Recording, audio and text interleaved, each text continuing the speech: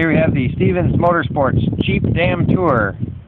The big roundy thing there is the dam that pulls back the water. And those big tower things are the intakes for the water.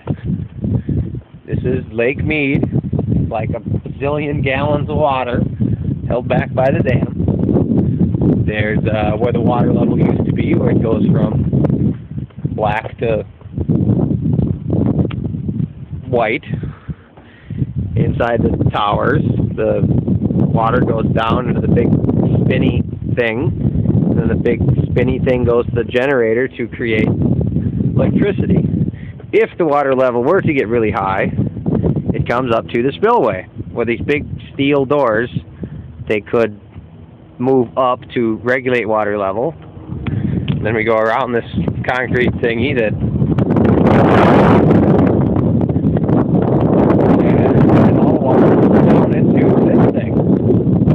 Okay, and then this thing is a really cool channel that goes down that big, massive hole, which probably hasn't been used in 100,000 years. Probably dead animals down there. So, that's the tour.